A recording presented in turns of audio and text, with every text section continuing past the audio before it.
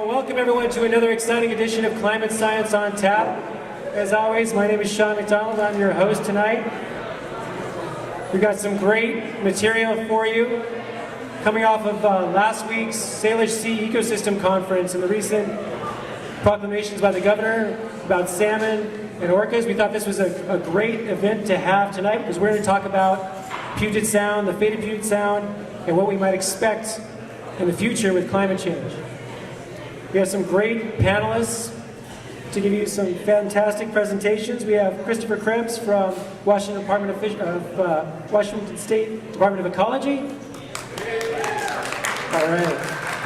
We have Kemp from Long Live the Kings. And we have Lynne Barre from NOAA Fisheries. So it's going to be a great evening of presentations. We're all going to learn a little bit about Puget Sound and the threats that Puget Sound is facing. Our first panelist is Christopher Krembs. He's a biological oceanographer. He received his PhD in 1999 in Kiel, Germany, in the field of Arctic research. He is the lead oceanographer at the Washington State Department of Ecology and has received awards in recognition of his commitment to creative solutions in science. Let's welcome Christopher Krembs to the stage.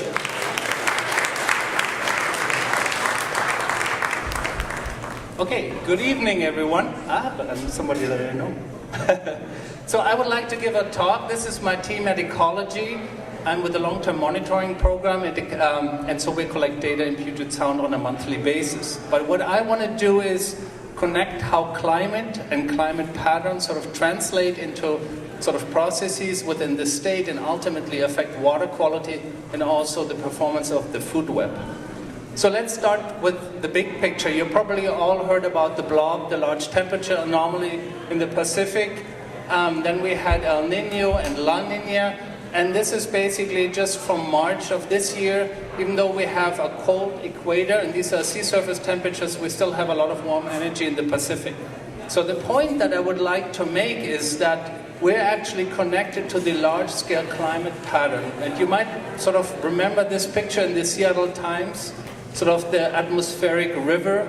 So there was a cloud band that spanned all the way from China to British Columbia. So that is a big thing, and that's sort of driven by large climate events, and that sort of determines the amplitude of river flows and the snow, the duration, how long we have sort of the snowpack, the seasonal timing of a lot of processes. And a point I would like to make that a lot of people are not aware of, it changes also the relative timing of processes to one another, and that has big impacts. And of course, that affects life cycles, and that's what we're here for, to understand that. So let's start schematically. This is sort of Puget Sound. We have a cool upwelling system off the coast, and we have a snowpack, and it so happens that most of the snow melts in the summer months. And since the upwelled water is very cold and the sort of melt water is cold, we create sort of a cool migration corridor for salmon and cold-loving species. We also have another big advantage that we sit next to a productive upwelling system. And so upwelling systems are based on diatoms, small little cells that contain a lot of lipids. And so the food chain is short, very productive, and sustains a lot of fish. And so we have the big advantage that we can actually sort of pull some of this water into Puget Sound, and so extend the benefits of the upwelling system into Puget Sound in the summer months. So once the water gets in, that's cool and nutrient rich, it gets to the surface, and then we have diatom production. Diatoms tend to be heavy and sink and then sort of decompose at greater depth. So what makes this happen? Well, it happens that the upwelling and the snowmelt sort of coincide in time in the summer months, and that's very important because we have sort of fresh water flowing in at the surface, then leaving Puget Sound and the Salish Sea, and we have sort of a compensation flow at depth that brings that cold, nutrient-rich water into the basins. So when you look at sort of the nitrogen loading, that ocean water, the upwelled water, is the gorilla in the equation. It has a lot of nutrients. Humans contribute about sort of, together with rivers, 7 to 10% of the nitrogen load. So that doesn't seem like a lot, but that's sort of introduced in the surface. So in a normal setting, Basically, we have sort of the flows that keep everything cool and productive in the summer, and even though with a human burden, we export a lot of these nutrients out of Puget Sound. So, now I want to make that point that the relative timing is extremely important. The largest sort of freshwater input into the Salish Sea is the Fraser River. These are Fraser River flows. You see the peaks in June, sort of here, that's sort of the historical, yearly occurring peak. And these are the last 4 years. There is a lot of red here, so that means that the summer flows are very, very low. But what I want to point out is that a lot of the snowpack melted prematurely. And so the timing between upwelling here in green, that's positive upwelling along the coast that normally coincide in time, tends to shift. And so all of a sudden they're no longer in sync. So why is this a big deal? Well, remember sort of that is driving that exchange. And when you look at the climate impact reports that came out in 2014, the predicted shift from historical values here into the future are sort of more and more sort of an earlier discharge of all that meltwater into the system. And if upwelling stays put in time, then you have that separation. So this is a map predicting where that happens in Puget Sound. A 50% reduction of summer flows is all that brown stuff here by 2040. And definitely Puget Sound and the Salish Sea are centered to that. Okay, so climate change potentially throws us a curveball. And so that is the timing that, basically once the summer comes, we don't have the same sort of exchange flow here that brings that nutrient-rich water into Puget Sound. So we still have upwelling, but we don't get that sort of benefit. And what we might see is sort of a shift from a productive system more to a regenerated food web that sort of runs on the same fuels over and over again. So that's a natural shift. But what you also can have is that once the water sits here for much longer, it has time to actually warm more, and we've been seeing a lot of warm water in Puget Sound. And since the water sits longer, sort of the human burden is going to be much larger because humans discharge at the same sort of rate, they don't change.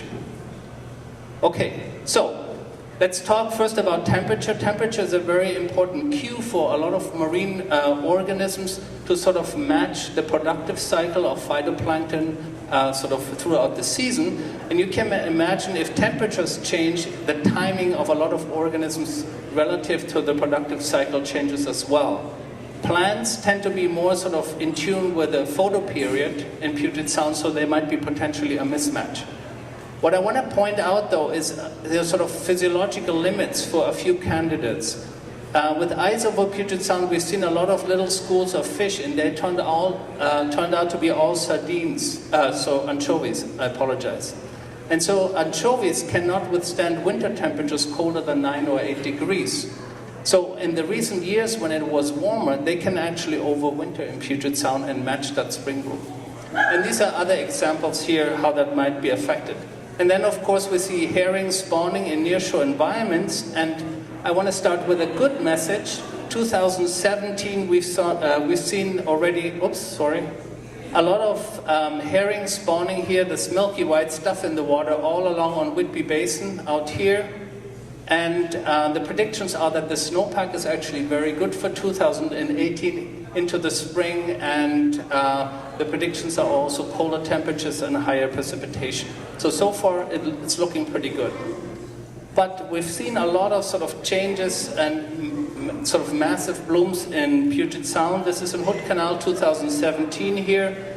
Coccolithophore bloom that stained the water sort of bright turquoise. We have these flagellate blooms here in South Sound. This is a boat for scale. These are all not diatoms that occur in the summer months on a huge scale.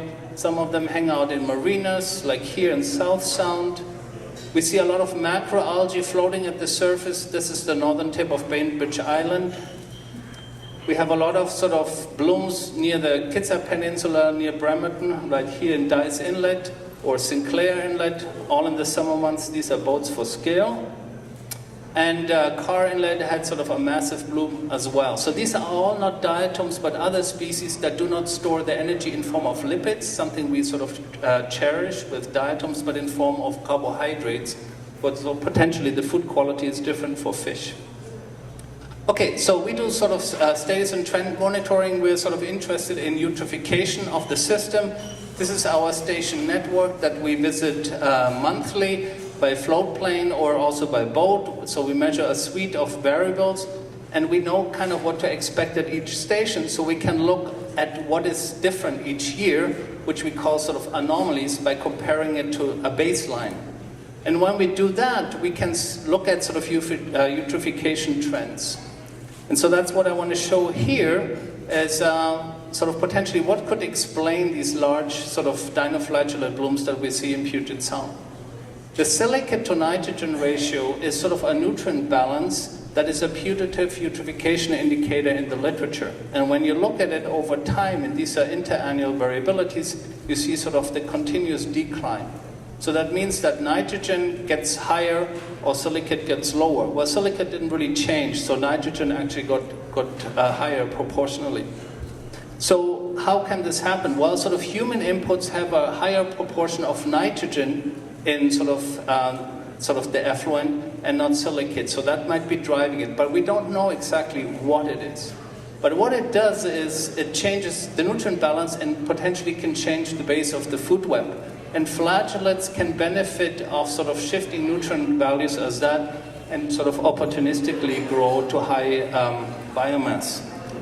So we have a bunch of eutrophication indicators that nobody really quantifies, but we take a lot of pictures from the air and also when we're on the boat. One are sort of Noctiluca blooms on a massive scale, a lot of jellyfish, some of them are so dense you can almost walk on them. We have these huge dinoflagellate blooms and a lot of macroalgae that wash up on the beaches and drift out in Puget Sound. So I want to point out, nobody is measuring that, but they're so big so we can see it from the plane and document them. Okay, now I want to tell you that this is not happening through the entire year, but there are certain windows that are more sort of vulnerable to that. So let's start with the good news. So this is a bubble plot here showing significant change over 17 years. Where there's no bubble here during the spring bloom, this is time, that means there was no change. So this is the good news, this little thing here. So that's good. But so the timing of the spring bloom has not changed and the magnitude hasn't changed. But there are a lot of bubbles, and the size of the bubble is proportional to the change and the sign to the direction of the change. So without going into all these indicators, they all sort of point towards a change that is happening in the summer window, more so than in other parts of the season. So why is this a big thing? So this is a nice plot by Tazeen Mohamedali looking at the nitrogen loads sort of being discharged into Puget Sound. Pink are sort of rivers, and you see a strong seasonality over sort of 10 years here. And blue are sort of wastewater treatment plants, and the discharge is pretty constant. So there are these regions here in the summer where wastewater treatment plants discharge much more nutrients or nitrogen into Puget Sound than the rivers do. Okay, so that's up to 80% here. But bear in mind, the big gorilla is still the ocean, right, with up to 90% of the nitrogen loading. But what I pointed out is when climate change sort of reduces the summer flows and the water sits in Puget Sound for much longer, we're going to dial down that ocean contribution right here, and we dial down the river contribution and sort of magnify the wastewater treatment input. And so that's the point that I want to make, is that the relative timing of processes driven by climate change can have sort of implications for our impact to the environment. So in summary, sort of the relative timing of the Fraser River being sort of the major driver of that exchange and upwelling matters for marine water quality. And that's sort of the nice link from climate change to snowpack, the timing of the melting of the snowpack, and then ultimately sort of how water quality responds to it. In summer, we see sort of that the base of the marine food web, and with it potentially the nutritional quality for fish, is changing. And we see a lot of eutrophication indicators in the water that nobody is really sort of quantitatively measuring at this point. The important point that I want to make is that we humans, even if we do business as usual, could have a larger impact in the summer months because we make sort of the summer more vulnerable to human impact because the water sits in Puget Sound for a longer time.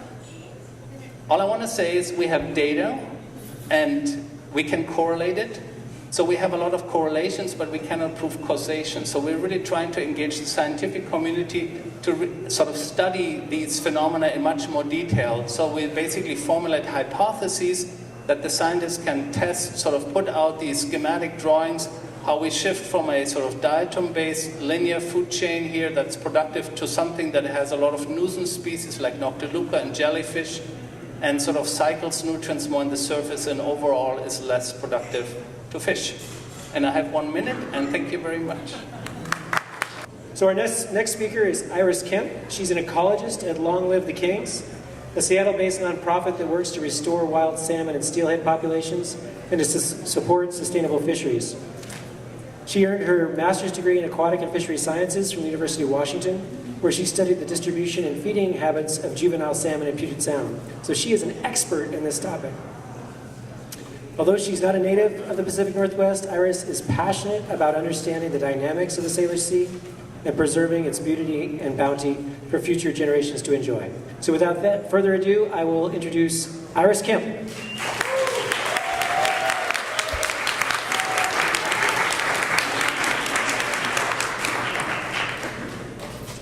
Hi, I'm really happy to be here to speak with y'all today. Thanks Sean and Mary for organizing, and thank you all for being here. Today I want to discuss salmon, and specifically salmon within the inland waters of the Salish Sea. Salmon are the lifeblood of the Pacific Northwest. David Montgomery wrote in his book, The King of Fish, that salmon are a symbol of our time. They're icons of the Northwest, and they're an indicator of environmental quality. A river full of salmon is a healthy river. And whether they're nourishing our bodies, captivating our spirits, or encouraging us towards bold political and economic action, salmon are part of our regional identity. They're also a keystone species that tells us about the health of the ecosystem that we live in. Salmon are born in fresh water, and after rearing for some time in lakes and streams, they outmigrate to the ocean to mature. Once they're mature, they return as adults to the same place where they were born. They spawn, and then they die. Their carcasses enrich the stream and the surrounding area with nutrients that they've stored up during their ocean life stage. And these marine-derived nutrients are the things that make our forests lush and green, our streams productive, and our wildlife diverse. In Puget Sound, salmon used to be plentiful. According to some stories, you used to be able to walk across the backs of the salmon in the river. There were so many of them. They also used to be bigger. We all probably have exaggerated the size of our catch at one time or another. But in this case, the science backs this up. A recent study found that we now see smaller and fewer older age classes of Chinook than we did in the 1970s. And in our region, Puget Sound and the Strait of Georgia, salmon used to survive when they went out to the ocean. Over the past 40 to 50 years, marine survival of coho salmon, Chinook salmon, and steelhead trout has all declined fairly dramatically. These declines have, of course, occurred in the context of a changing ecosystem. Over these past decades, populations of salmon predators, competitors, and prey have also changed, and increased temperatures and urbanization have altered salmon habitat throughout the Salish Sea. Any or all of these factors, or other factors that aren't listed here, might be impacting salmon marine survival. So figuring out the relative importance of these factors and which ones are the most important to address is really critical to effective salmon recovery. In 2012, to address this question, we partnered with Canada's Pacific Salmon Foundation and created the Salish Sea Marine Survival Project. Along with a great many other US and Canadian partners and over 200 individual researchers, we set out to understand the causes of salmon decline and figure out the primary factors affecting juvenile steelhead, coho, and Chinook survival in the Salish Sea. I'm not going to have time to get into all of the details of our results today, but they are very cool. This is a huge project, and if you're interested, I would strongly encourage you to check out the resources page on the Marine Survival Project website at this link. It's a little bit technical, but it does include all of our project publications, including technical reports, peer-reviewed literature, and sources for basically everything that I say today are up on this page. So give it a peek. This project was hypothesis-driven from the very beginning. We assembled an interdisciplinary team of scientists and advisors to review the available data and create hypotheses to structure our research. And through that process, we came up with a broad framework that encompasses all of the factors that may impact salmon survival, ranging from factors that act as bottom-up controls, or things that limit resources like food or habitat, to top-down controls, things that cause or promote death, like predation, contaminants, and disease. Ultimately, the hypotheses that we came up with boiled down to a decline in the availability and quality of salmon prey items, so not enough food, an increase in predation pressure on the fish, and human and environmental factors that may cause, exacerbate, or compound existing survival issues. We're finding that survival of fish within salmon stocks within the Salish Sea, the trends differ from salmon stocks in other regions like the coast. This is just an example from our 2015 Coho paper. The same holds true for Chinook and steelhead as well. And this suggests to us that what's going on is something that's unique to the Salish Sea, that's impacting these fish. We're also finding a very high mortality for coho and steelhead within the Salish Sea environment. These data are from individually tagged and tracked fish. We put little tags in them, and then we monitor their outmigration progress as they move through the sound. And the data for steelhead, as in this example, are really striking, because the average time for a steelhead to make it from the river to the ocean is about 2 weeks, 14 days. And in those 14 days, the fish are leaving the rivers just fine, and they die within those 2 weeks before they ever make it to the ocean. We'll come back to that story a little bit later. Of course, all of these hypotheses about salmon mortality are set against a backdrop of climate change and changing temperatures that the fish are experiencing. We as humans are warm-blooded mammals, and we regulate our internal temperatures so that they're fairly constant. Salmon don't do that. Most fish don't do that. They are influenced by the ambient water temperature. Whatever water temperature they're experiencing, that's what is going on internally for them as well. The fancy word for this is poikilothermic, so take that to your next dinner party, impress your friends. For poikilothermic species, basically any change in the water temperature around them, their bodies reflect that change. So increased temperatures can change the digestion rate of a fish, the osmoregulatory ability of a fish to maintain its water balance. It may become more susceptible to disease. Of course, fish can regulate their temperature in other ways. Just as you or I might put on a sweater or turn up the AC, a fish can change its behavior to regulate its internal temperature.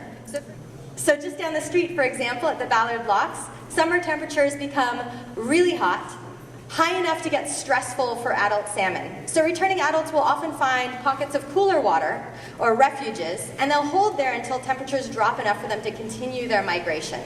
However, behavioral changes like this, while those adaptations can mitigate the effects of extreme temperature, they also alter the salmon's interaction with other salmon or other species within the food web. Salmon need healthy rivers to survive, and the experience that a salmon has within the river may translate to a later survival outcome in the marine environment. A fish that leaves the river in poor condition may be less likely to be able to swim well, grow well, or evade predators. And of course, under some scenarios, salmon never leave the river at all. Under climate change scenarios, we predict increased stream flow variability and increased temperatures throughout the Pacific Northwest in the watersheds. And those may have direct and indirect impacts to fish. Increased temperatures may stress the salmon out, may affect its health. It may also speed the hatch timing of its eggs and its emergence into the stream. And this can create a decoupling of the prey supply that Christopher was mentioning in the marine environment. The same is true for the river. If the salmon emerges from the gravel into the river too early, then there just simply won't be enough food for it to survive. Increased stream flow variability can cause mortality by scouring nests, by depositing sediment on top of eggs and smothering them. If a salmon survives to exit the river and enter marine environment, it needs a healthy estuary. Our research is showing that healthy estuaries and nearshore environments provide benefits to salmon growth and ultimately their survival. If healthy estuary environments are not available, the protection and growth potential is lost, and very small individuals, for example, first-year Chinook, often disappear from the population entirely.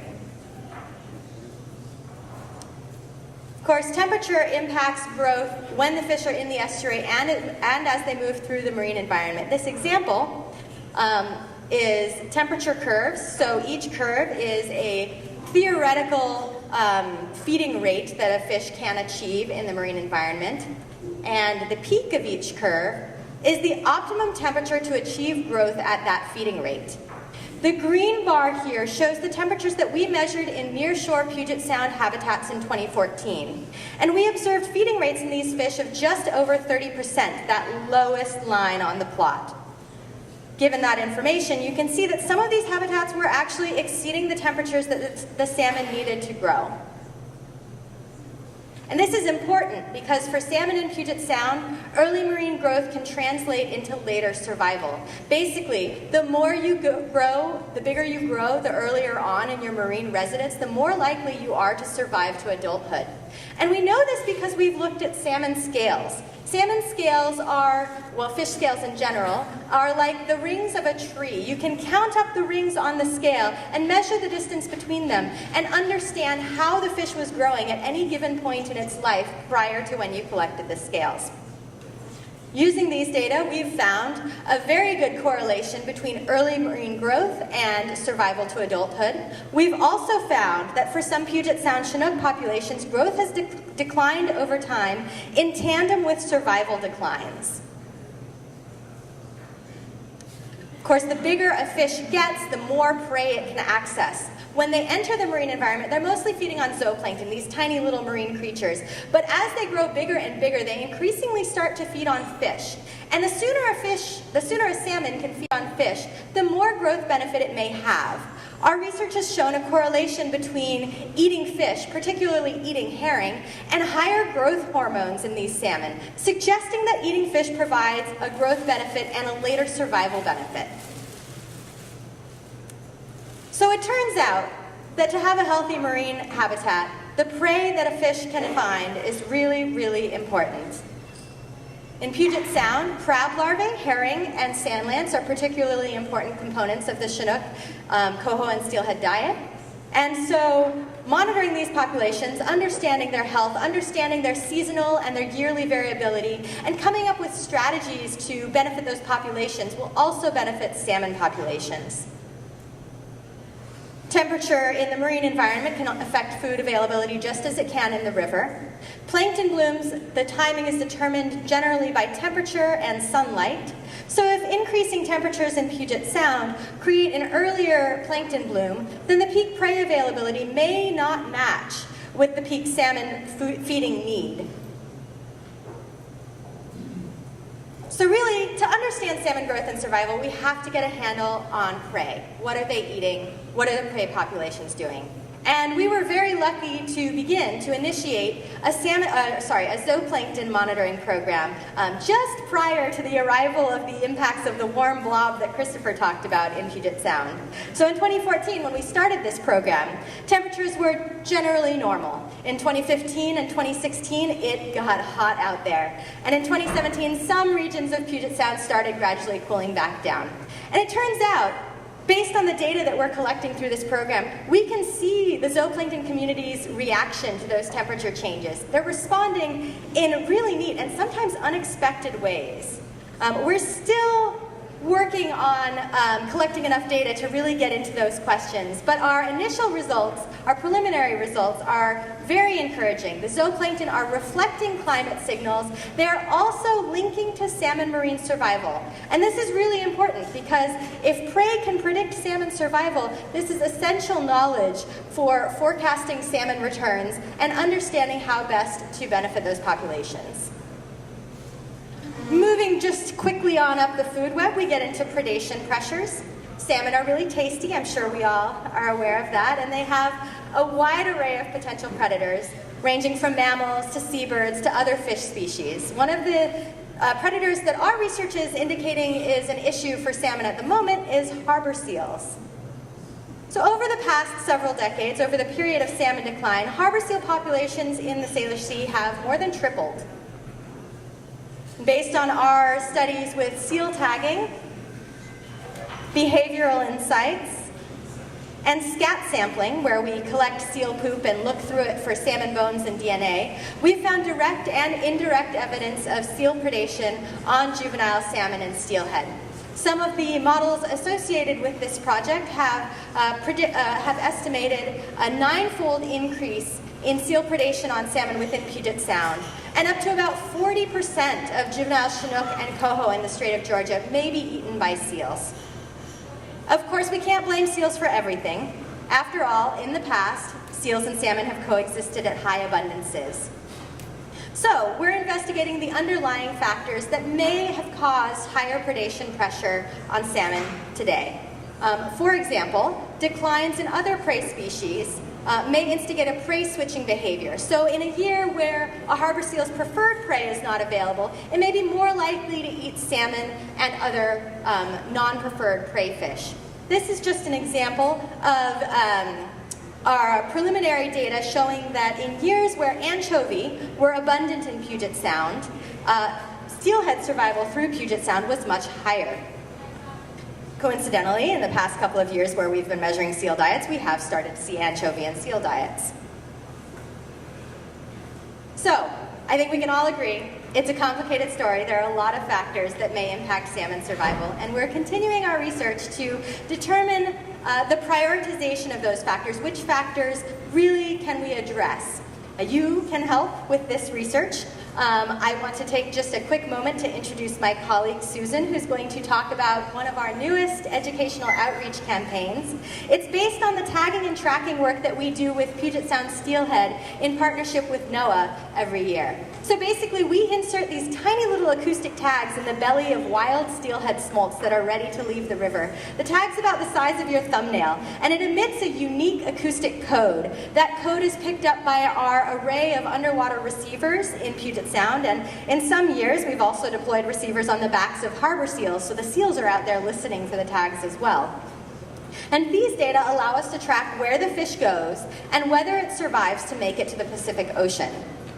I want to leave you with this thought, that if you are interested in the work that we do, you just want to learn more about us, or you want to send us a comment, we are available via our website, www.lltk.org.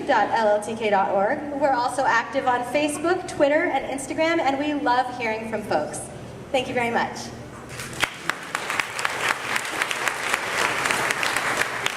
Anyway, our next presenter is going to take us up the food web just a little bit further. We're going to move on to that black and white creature there. Lynne Barre is a marine biologist with NOAA Fisheries. She came out to Seattle 15 years ago to help rescue an orphaned killer whale calf and return her to her family group in Canada, and has been here ever since working on the recovery of the southern resident killer whales. Lynne studied biology at Georgetown University, has a master's in animal behavior from San Diego State, and has studied marine animals on the East Coast, the West Coast, in Hawaii, and also in Australia. She gets around a lot more than I do. I need to change professions, I think. So without further ado, let's go ahead and give it up for Lynne Barre.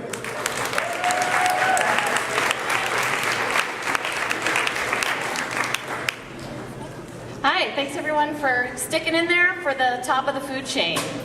We're going to talk about killer whales, orcas, and we're going to start globally. There are killer whales in every ocean on the planet. And locally, we've got 3 different types of killer whales. We've got transient killer whales that are the marine mammal-eating whales. We've got offshore killer whales. Guess where they live? Offshore, so you guys know. And then we've got resident killer whales, which I'm going to focus on today. How many of you have seen killer whales in the Salish Sea? Oh my gosh, look at that. Excellent. So you guys probably have a good background on some of this, and I'm going to focus on our endangered southern resident killer whales. These are the whales that are commonly found in Puget Sound and the Salish Sea. They live in stable family groups. Guess who's in charge of the family group? Mom, that's right, they live in matrilineal groups.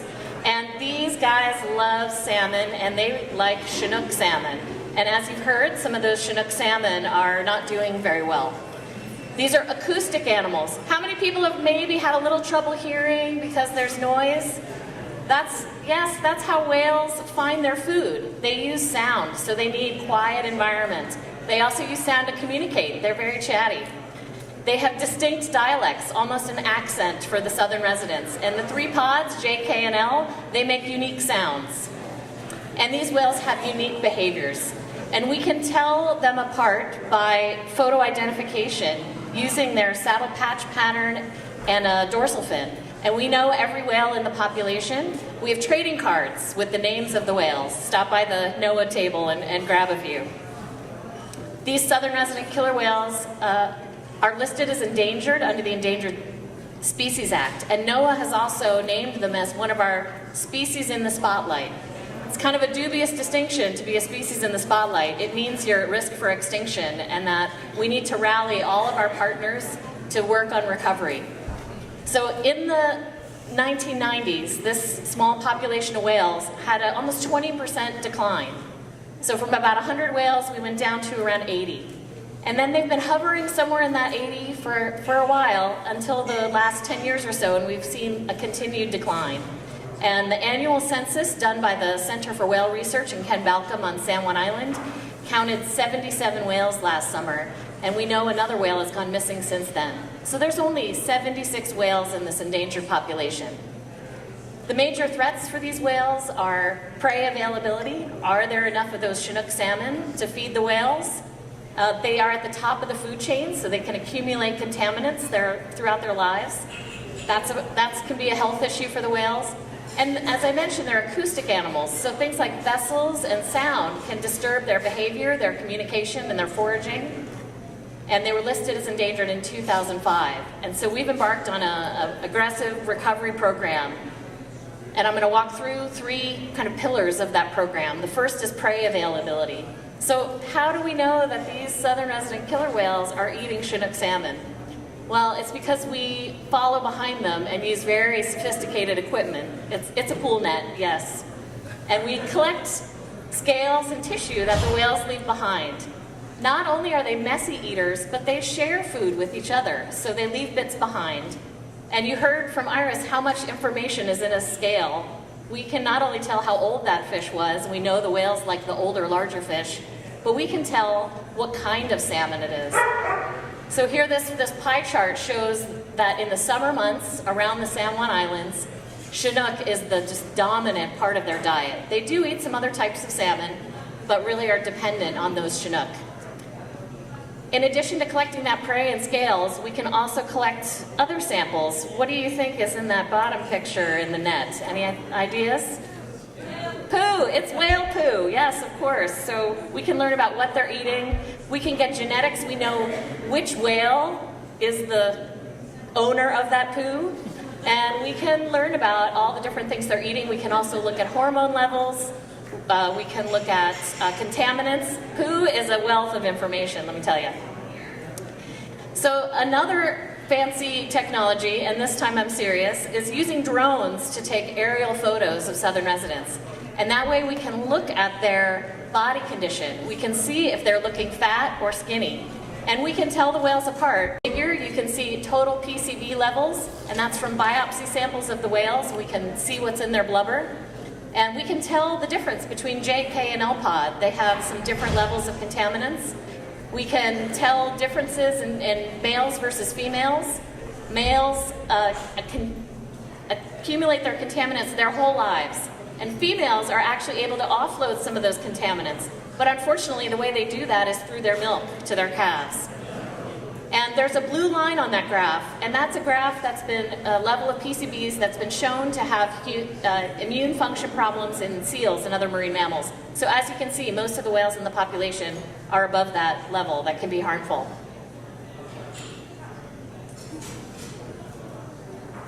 Pollution and contaminants are often stored in the blubber of the whales, and this is a picture of one of our biopsy samples. I mentioned that they can pass those contaminants on, And one of our goals of our recovery program is to reduce some of those harmful contaminant inputs into Puget Sound. And we work with partners there as well. Have you guys heard of the Puget Sound Partnership? Anybody? Yes, all right, some love for Puget Sound Partnership. I feel like we've been somewhat successful in making sure that killer whales are a part of that program, and they put killer whales on the cover of one of their reports. So they're seeing the connection between water quality, contaminants, and the health of the top predators in the system, the southern resident orcas. So next is vessels and noise, the third big threat to the whales. Noise can decrease the foraging. Just as we saw the salmon swimming through Puget Sound, we also can monitor the whales swimming through the sound, and we can also monitor boat activity around the whales and see how it affects their swimming patterns, their breathing patterns, and also how the sound from the boats can interfere with the whale's echolocation. That's that sonar that they use to send out signals that bounce off the fish and help the whales catch their prey. Another impact from boats is that when boats are nearby, whales are more often doing these energetically expensive behaviors. Has anybody who's seen the whales seen them breach, tail slap? These are amazing behaviors, but they cost some energy, and they happen more frequently when boats are nearby. So we do have protective regulations and guidelines as part of our Be Whale Wise program that are keeping boats further away from the whales. Boats need to stay at least 200 yards away when in inland waters of Washington. And we want boats to stay out of the path of the whales. As I mentioned, those whales are looking for food out ahead of them, they're nursing their young, they're communicating with each other, so we want to stay out of their way and give them space. And so these Be Whale Wise guidelines and the federal and state regulations we have in place are helping protect the whales from those impacts. And it's likely that all three of these threats that I mentioned and the things we're working on to solve them interact with each other. If there's less Chinook salmon out there, and boats and sound make it harder for the whales to find the salmon that is out there, and they're not getting enough to eat, that's when they're going to use those blubber stores and circulate the harmful contaminants in their system. So it's really a complex problem that we need to tackle all parts of it. So how does climate change factor in for southern resident killer whales? As you've heard, climate change is likely to disrupt our complex food webs. Here we've got killer whales, other predators, salmon prey, as well as the prey of that salmon, all the way down to those lovely fatty diatoms that we heard about in the first talk.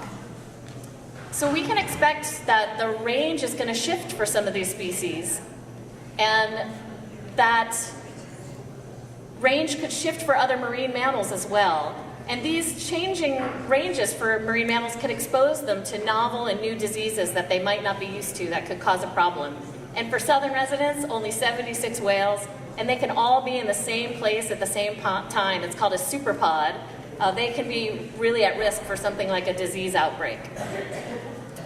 We've also heard how climate change can affect water quality. So those contaminants can be entering into the system more frequently through coastal flooding events that could increase in frequency and duration. And that could draw more contaminants into the marine environment, going up the food web and into the whales.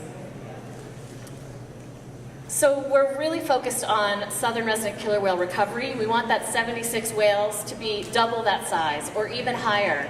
And with that larger population size and recovery, these whales will be more resilient to those environmental changes, including climate change. So what can we do about it? We can do a lot about it. We can do a lot to learn about what's affecting the Salish Sea, the Puget Sound ecosystem, the salmon, the whales. This is our environment too, so we want to make sure that we're all playing a part. And we have many, many partners that you can reach out to learn about the whale trail. That's land-based viewing, learning about the whales in your own environment. Center for Whale Research is the one that counts the whales every year and keeps the photo ID catalog. We've got a classroom program we work with called Killer Whale Tales. Get them into the classroom so the kids can learn about being stewards of their environment. Orca Network is a sighting. So all of you that saw those whales, you can report those sightings and help build our knowledge of where they're going and what they're doing. You can be sure to participate in responsible whale watching through the Pacific Whale Watch Association. Or you can get your hands dirty. Get out with Whale Scout and do a habitat restoration in your community. So there's a lot you can do, and we have a lot of partners that we're working with. This is a transboundary species. We work closely with Canada. The state, as someone mentioned earlier, Washington State, Governor Inslee has signed an executive order and created a task force and dedicated some new funding to help support salmon and southern resident recovery. So it's really great. We work with EPA, Puget Sound Partnership, and Long Live the Kings. So there's a lot of groups you can learn more about and get involved in. And it's really going to take all of us being a part of recovery to make it happen. Thank you very much. Great, thank you so much, Lynne. That was fantastic.